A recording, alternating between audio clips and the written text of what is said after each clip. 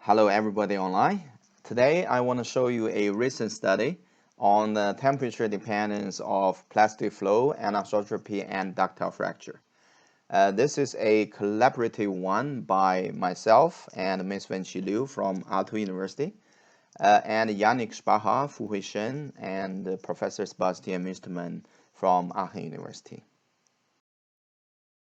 Basically, we want to show you two stories. The first one is about thermal dependence of plasticity. For the first part, flow stress, actually it's a well-studied topic since a long time ago. But for anisotropy, we got really some interesting experimental results.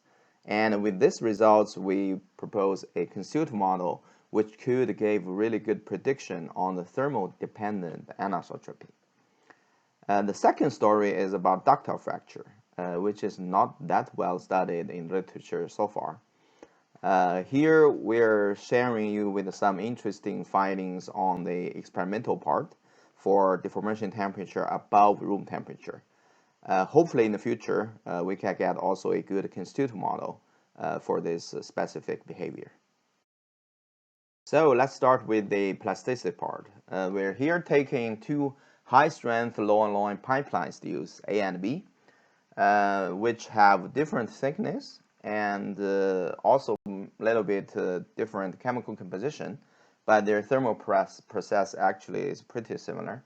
That is found in their quite similar microstructure, which are both benetic or almost benetic. The experimental program is also pretty simple. We basically have uniaxial tensile test under quasi-static loading. The temperature range is very wide, from minus 150 to 500 degrees C. And we're performing all the tests along three directions, so rolling direction, diagonal, and transverse direction. Let's take a look at the results. First, everything at room temperature. For X70A, in terms of stress, quite anisotropic. And if you look at the R values, actually they're also quite anisotropic, but what is more interesting is the R value shows a strong evolving behavior. For example, the R value at 0 and 90 degrees, they both show an increasing trend, while the 45 degrees shows very much decreasing trends. And for the X70B, similar stress behavior is found. But the R value is not that evolving like the X70A. That is the behavior and room temperature. Now let's look at the results from different temperatures. We're starting from the temperatures below room temperature. Here we look at the stress strain curve from room temperature. Now we're decreasing the deformation temperature. Here is the 0 degrees C and minus 20, minus 100, and finally minus 150 degrees C. It is clear that we are having a increasing of strength with the decrease in temperature, which is caused by the thermal softening, basically. But what is interesting here is we didn't really observe cleavage fracture for such a BCC material at even minus 150 degrees C. In contrast, actually we have seen, let me get the laser point, the increase of both uniform strain and failure strain when we decrease the temperature. This is pretty interesting. And if you look at the results for temperatures above room temperature, again, this is the room temperature. Now we're increasing temperature to 100 degrees C. We didn't see actually the same trend as before. With the increase in temperature, we have lower stress. Actually, we get an increase, which is caused by the dynamic strain aging effect. The mechanism of the effect is basically due to the interaction between the dislocation and the mobility of the interstitial atoms. When we increase further the temperature to 200 degrees C, it is even more obvious because we see the typical PLC effect, which is an indicator of the PLC effect, of the DSA effect. And if we further increase to 300 degrees C, the PLC effect actually vanishes, but the strength is still increased, as well as the uniform strain and failure strain even. When we increase to 400 degrees C, now the stress starts dropping, but it is still above the room temperature. What is noticeable is the failure strain got decreased again.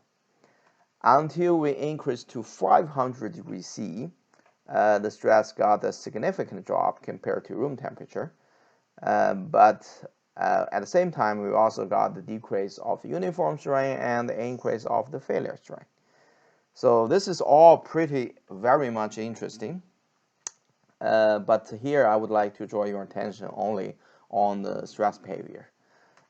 If you look at the stress, I think we can conclude the first conclusion or the first feature of the thermal effect.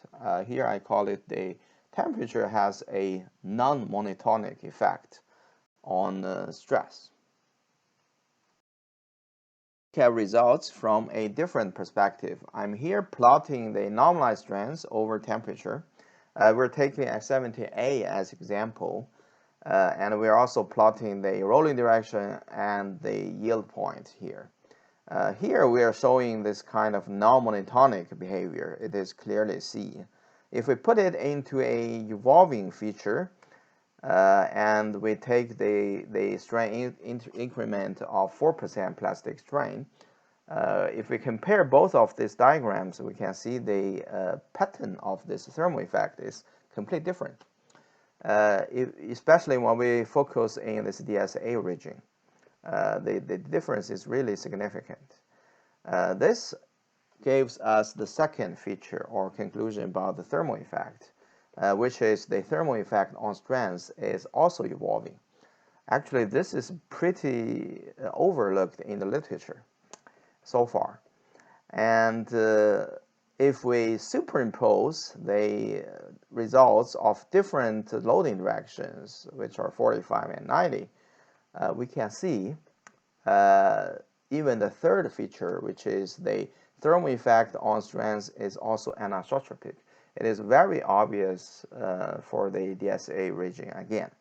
If we look at both diagrams again, we can even conclude that this anisotropic thermal effect is also evolving, basically. Compare the results between steel A and B, which are pretty similar in terms of process and chemical composition, but the mechanical behavior in terms of thermal is different. Steel A shows a pretty anisotropic behavior, as we have seen, but in steel B, we actually didn't observe this significant anisotropic thermal behavior, even at the DSA region. So basically, it's a isotropic thermal effect for the steel B. Basically, that means the thermal effect on the flow behavior is a material-specific feature. These are the experimental results. Let's move on to the constitutive model. We're starting with the evolving non-associated Hill 48 model, which is based on the non-associated flow rule. In this model, the yield function and the flow potential are different. Actually, the expression of the equivalent stress is still the same, which is from the typical Hill 48 formulation. What is different is the way that we use to calculate the anisotropic parameters.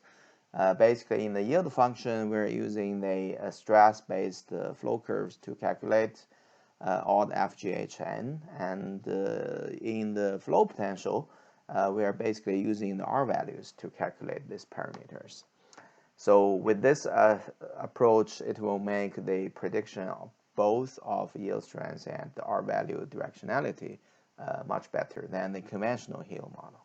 What we made specific in this model is we make all these anisotropic parameters strain dependent, which makes the model evolving.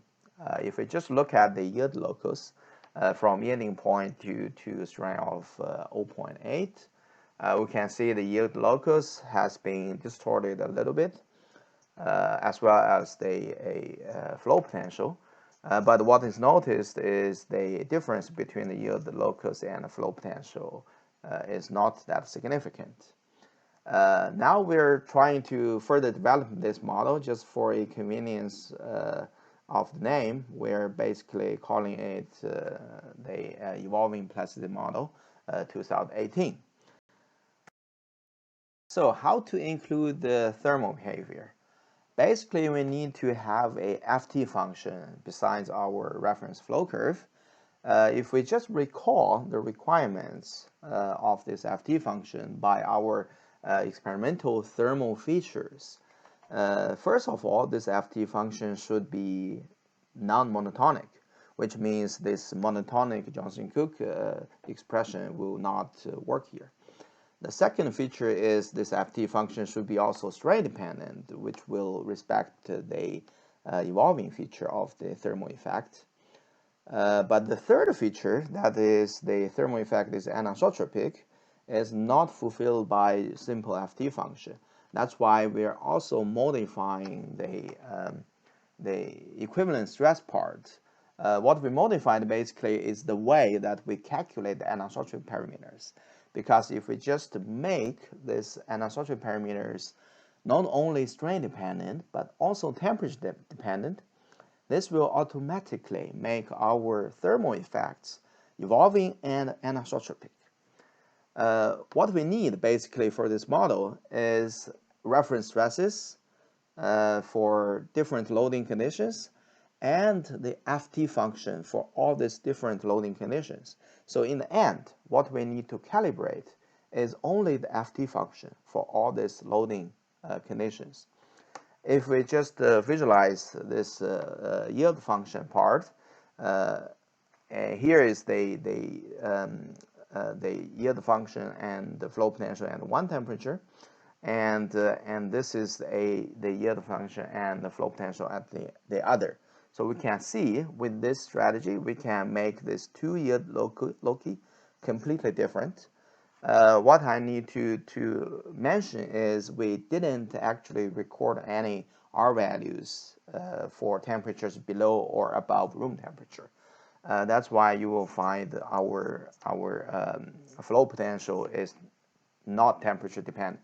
But the method would be completely the same as we manipulated the yield function. The details of this model and the formulations and the calibration and so on is reported in the following publication. So if you're interested, please refer to it. Due to time limit, I will quickly show the parameter calibration part. So we have the first part of the FT to reflect the thermal softening part, and then we added the second to have the dynamic strain aging effects. So if we just plus both of them, we can get quite good non-monotonic features, and even for different strain stages. After calibrating these 6 thermal parameters, what we need to do is to make them strain dependent. So that will be making the FT function evolving during the plastic strain. So this is our proposed equation to calibrate these parameters. It is obvious they are really evolving quite significantly during the plastic strain deformation. We have the model calibrated. Let's see how it performs. Here we're looking at the stress rate curve at different temperatures for X70A. Here we have the reference stress rate curve, and this is what the model predicted. So it is quite wild. Let's just look at the experimental results. We can see the prediction is really good, and it captures all these non-monotonic features caused by DSA and the evolving features of the thermal effects. And the same also applies for steel B. Now let's look at the thermal effects on the yield locus. This is the yield locus for room temperature. It predicts quite well. And if we just expand it to all different temperatures, we can see for steel A, the yield locus has some distortion, with respect to the temperature, and this is well predicted by the model. For steel B, actually the yield locus is pretty isotropic in terms of temperature, and this is also predicted by the model quite well. Now let's look at the thermodependent anisotropy prediction. We're here plotting the normalized strengths versus deformation angle at different temperatures. So again, for both steels, the model shows a pretty good prediction. That was the thermodependence of plasticity. Now let's move to ductile fracture. Here we're taking a DP1000 steel with a ferrite and martensite microstructure. For both plasticity and ductile damage and fracture, we have experiments of different strain rates and temperature. But in this study, we're only focusing on temperature, so everything is under quasi-static loading. We have 5 different temperatures from room temperature to 300 degrees C. What we added is the different stress states. So we have 7 different geometries, including central hole and notch dock bone, plane strain, and shear, to study the stress state influence on fracture. If we just look at the stress state diagram here, we're covering actually from shear to uniaxial tension to plane strain tension. Unfortunately, we didn't cover the biaxial tension in this study yet. First of all, let's look at the uniaxial tensile results. So for this DP1000 material, the DSA effect is also evident as the X70. When we increase temperature, for 100 degrees C, it didn't increase too much, but it's coming close to the room temperature. For 200 and 300 degrees C, it's an obvious increase than the room temperature. But here we want to focus more on the failure strain. If you just look at the uniform strain, which is actually increasing along the increase of temperature. But the failure strain has a significant drop at 100 and 200 degrees C. And at 300 degrees C, there's increasing again. And the drop of ductility at this region is basically caused by the DSA effect. To be more specific, it's the blue brittleness. And this temperature range is also called the blue temperature. Now, if we look at the different fracture samples, here we're taking one example with this NDB R50. First, I want to draw your attention on the force results. So different from the uniaxial tensile test, here we actually have 100 degrees C and even 200 degrees C, both below the room temperature. Only the 300 degrees C has a force increase. This is quite different actually from the uniaxial tensile test, which is indicating us that the DSA effect on stress is actually stress state dependent. If we look at the other geometry, which is the NDB R6, a slightly different behavior is observed than the R50. If we look at the shear geometry, which is a little bit similar to the R6, but certainly different from the uniaxial tension test. Now, if we also focus on the fracture displacement, here I'm showing first two geometries, which are the NDB R50 and the central hole, because they're showing a similar pattern. We're always having the minimum fracture displacement at 100 degrees C. Then it is increasing. But if we take the NDB R6 and these plane strain samples, the minimum of fracture displacement actually appears at 200 degrees C. And if we take shear, the minimum is actually 300 degrees C. So this is really indicating us the thermal effect or the DXA effect of ductile fracture is also stress state dependent. If we just take the typical examples, for example, the NDBR 50 is more or less close to the uniaxial tension, and when we move to lower tractility, which is the shear, the blue brittleness is really expanding to a higher temperature. If we move to the plane strain tension, which is this NDBR6, it is also expanding. So either lower tractility or lower load angle, they're both promoting the blue brittleness region.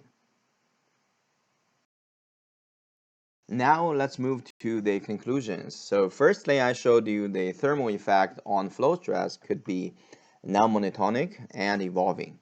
And the plastic anisotropy could be also very much thermodependent.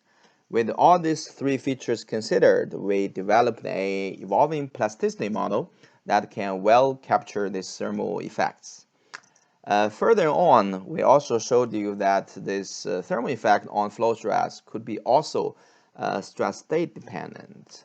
Lastly, we showed that the thermal dependence of ductile fracture could be, again, non-monotonic and stress dependent.